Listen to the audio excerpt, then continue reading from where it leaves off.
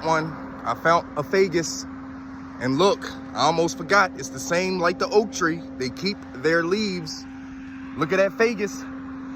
Look at that bark. Look at that bark. Look at that one. You can clearly tell the difference. You can tell those two Faguses that are in this bunch here. We're only talking about these two trees right now. You can see these two Fagus sylvaticas, and I hope somebody comes back with the common name, like I said here. Beautiful, beautiful trees.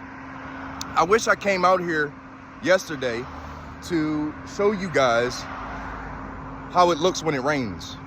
I'm telling you. And these are babies. These are babies. They get thick. These trees get really, really thick. The trunk is very, very thick. These trees are amazing. Beautiful. I mean, amazing. Amazing. They're so massive. They, like, I almost jolted when I just seen the babies over here. I had to show y'all. It's crazy. And I think I'm gonna just keep rolling right now because things are happening. And I'm like all over right now. So I want you guys to come with me. And I'm having my thoughts, you know. I'm thinking. There's another Bradford pear. And guys, this is another thing that I do when I have a very stressful job. I work for the United States Postal Service. A very, very, very stressful job. All you got to say is union. And y'all know what I'm talking about. So these walks and reclaiming my place in life and spirit is very, very imperative. It's very important for me. Because if I don't, I'll go crazy. So I like force myself to learn this stuff. Look at this beautiful Magnolia Solangiana right here. Not in bloom yet, of course. These guys keep their leaves. This is a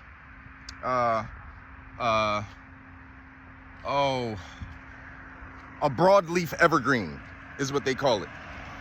This is a broadleaf evergreen. Broadleaf evergreens keep their leaves. It's kind of like a holly. So when we hear evergreen, don't automatically think of, you know, pine needles and cedar and stuff like that. We have broadleaf evergreens as well. Some people don't like the acidity and the shavings and everything from the pine trees. So you can always go to a broadleaf evergreen. Now check this out. Do you see this in bloom right here? Do you see that magnolia right there in bloom? It's beautiful. This is the third magnolia to bloom. Just amazing. And here is my favorite evergreen right here. Oh my goodness. This right here is a blue Atlas cedar, Cedrus atlantica glauca. Amazing. And whenever you hear three names with a common name, with a Latin name, Cedrus is the genus, Atlantica is the species, and glauca is the variety. It speaks about the color a lot. You'll see it in one parenthesis.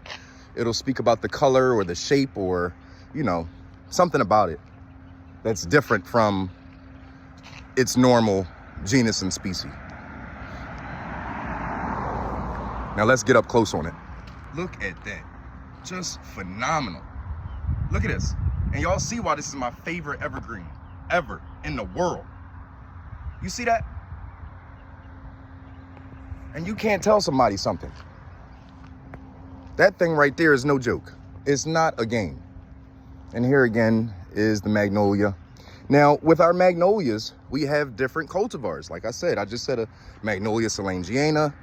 In a few videos, I talk about the Magnolia stellata. And the difference is the size. The Magnolia grandiflora. Oh my goodness, I apologize, guys. That's a grandiflora, and that is a Solangiana over there. But the grandiflora, the leaves are ginormous on our grandifloras, which also give a very, very, very, very large tree. So sometimes you might live in a smaller house.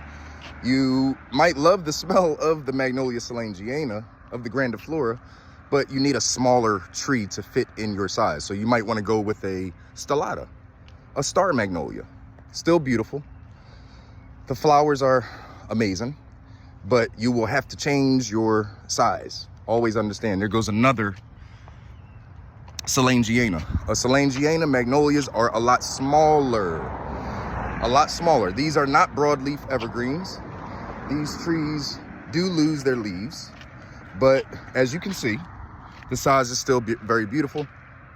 And everything other than the grandiflora, these guys like to clump. So you see a lot of the stalks all clumped together.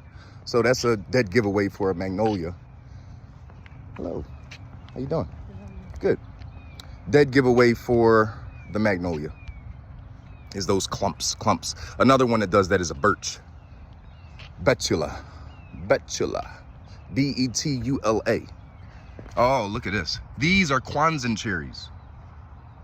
Not in bloom yet, but they are about to pop. These are those pink cherries. The flowers that are just clustered all on one. You can barely see the bark on the tree. Those are Kwanzaa cherries. They're a lot bigger. Sometimes we do use them as street trees. They're not like humongous, ginormous. So we will use them as street trees sometimes, you know, to show off nature's beauty, man. That's what it's about. That's what it's about. And I am in a beautiful neighborhood in Atlanta right now. You see people jogging and walking their dogs and stuff. That's what it's about. You have to open your mind. You have to take these walks. Like I said, when you have a stressful plate, when you have things on your plate that are stressful, there's just so much going on. You don't just sit there and go crazy. You do something about it. And nature is much bigger than you. It will consume that little piece of whatever you think is a problem. It'll consume it. Oh my gosh, look at this. Oh, look at these. You know, every time I see, and a lot of times these guys are called Georgia pines. We're in Georgia, right? So we're gonna use the common name and we're gonna call it Georgia pine. These pines are beautiful. I mean, amazing. And it just reminds me of like terrestrial, right? Because of that bark. The bark is so terrestrial. It's just amazing. These trees are amazing. And they give so much life. They give so much to us that you have no idea. You have no idea. A lot of people throw their shavings away, you know? A lot of the dead needle clippings and stuff, we throw them away instead of doing like this. This is I love to see this. Every time I see it, I love it. We mulch around the tree with their shavings because it gives back to the tree. It's like a cycle. It's a beautiful cycle, a very natural cycle that happens if you allow it to take place. If you allow it to take place. When you understand what beauty is, you understand what beauty is. Some people might want to take all those shavings away thinking it's not order. It's disorder. It's like array. But you can control the shape. Look at these beautiful. Oh, look, that's a star magnolia. You see that white one? That's a star magnolia, Magnolia stellata. And you see this one? This is a Magnolia Solangiana. Beautiful. Pink leaves, white leaves. That white tree, it is the first magnolia to bloom. So when you see that, you're like, oh, snaps. If you see the daffodils bloom, you know that's about to bloom. You be like, oh, you see the jasmine bloom, and then you see the daffodils bloom, and then you see that star magnolia, that stellata bloom. You say, oh, it's about that time. It's that time. And look at this. Look at this Nandina domestica right here. Just amazing. Remember what I said about, it's not all about the flower all the time. Sometimes it's about the bark. Sometimes it's about the shape. And right here with the Nandina domestica, which is called heavenly bamboo, that is the common name, it is about the foliage, the color. Look at this. It's just phenomenal. And the berries, these berries, guys, do not eat the berries on the Nandina domestica. Please don't do it. Don't feed it to nobody either. Even if you got it out for somebody, I'm telling you, it's coming for you. Don't feed nobody none of that Nandina domestica, okay? Because they will perish. Look at that. Look at these two trees together. Not a good thing. We don't like to see that. It's a competition, and it looks like this deciduous tree is going to lose. But if you guys see the holes, look at this. This is amazing. If you see these holes in this, this is what we like to promote. This is for our indigenous bees. This is about the indigenous bees, guys. The indigenous bees actually give so much more than a honeybee does, and they pollinate thousands upon thousands of more food for us, right? So the indigenous bees, we don't even notice them. They're a lot smaller. They don't bother you. They don't produce honey, but they do this, and you see these holes? It's just amazing. I learned this in Georgia with Mr. Bobby at the farm down there, about 20 minutes away. And I learned about this, and it was just amazing. And I started doing it on a piece of land that I have in central Georgia to invite the indigenous bees, So what they do is they look for dead limbs, dead trees, and they dig holes in them, and then they'll put their larvae in there, you know? They'll put their larvae in there, their babies and stuff like that, and it's just amazing. And a lot of times we go in nature and we take down all the dead trees because we want beauty. We want things that are consistent and all types of things. We don't understand. We don't understand. When you work with nature, you work with nature, right? You don't take stuff away.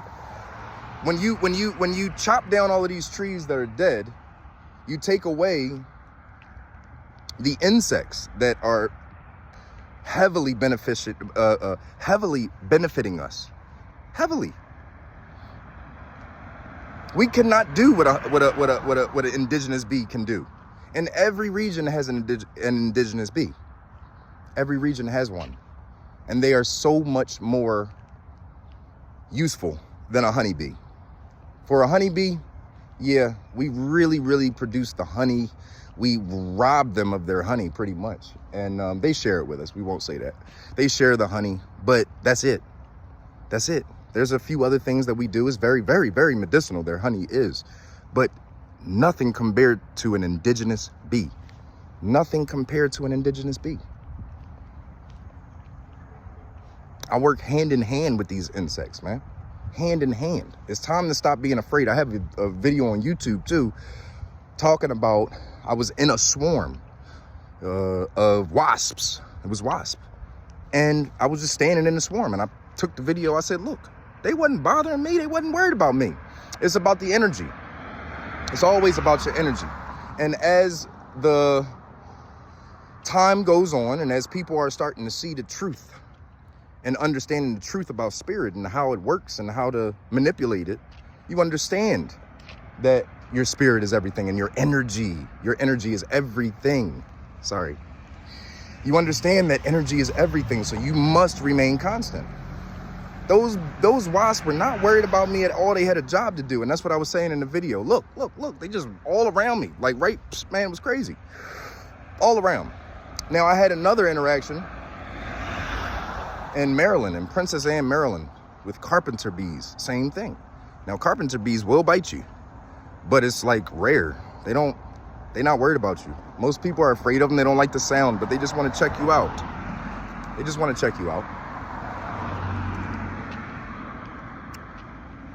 It's very important. Now, deciduous, evergreen, broadleaf evergreen, very important terms. Categorizing our plants, categorizing our trees, the same way as a street tree or a backyard tree or, you know, a forest tree, you know, the gigantic, you know, trees. We categorize things. That is what we do. You have male, you have female. You have hair, you have a bald head. You categorize things. That's what we do. It helps us understand. You have some trees that are male. You have some trees that are female. You have some trees that are both. Check that out. It's called monoecious, dioecious. Look it up. Look it up. Whoop. Look at these pansies. Pansy, pansy, pansy, pansy, daffodil, pansy. Now, it's a cool story about these pansies, y'all. I'd never use pansies. Ever do I ever use pansies. It's very rare for me to use any type of an annual, because annuals have been worked on so much by us that it's almost not natural. Okay? A lot of annuals, all right, have been worked on so much. Sometimes it's an annual because you take it from its natural habitat and it just can't withstand the cold that you bring where you're from. It can't withstand at all, right? So it'll perish. But some of them are like worked on so much. It's like a bully. Anybody knows that Peacenplants, we have a bully, Pocahontas. She's beautiful. But that breed has been worked on so much that it's like a whole different dog, you know? And we love it. You know, we love Pocahontas and we love bullies so much. But just to understand, you know? So I like to deal with perennials and biennials, things that come back. And that's usually things that are indigenous or indigenous to a region. That is why it will come back. Or it's indigenous to a similar region, a similar climate. Yeah? All right. There's some noise going on up here. And I'm going to put some Maxwell in my ear and finish my walk.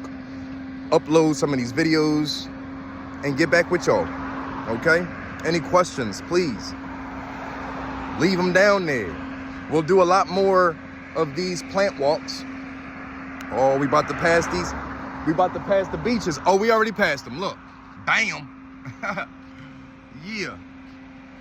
Yeah. Vegas. And it is a beach. I think it's a beach. Yeah. I said it like out of my mouth. It might be a beach. So we'll take more of these plant walks and get more familiarized with the land that we live on and what it can do for us and what we can do for it. Okay? Any questions, please drop those questions down there. Don't be shy. If you don't ask, you ain't going to know. I asked every question in class. Everyone. Okay? So I want you to be that star student. Much love. I see you, and peace and plants.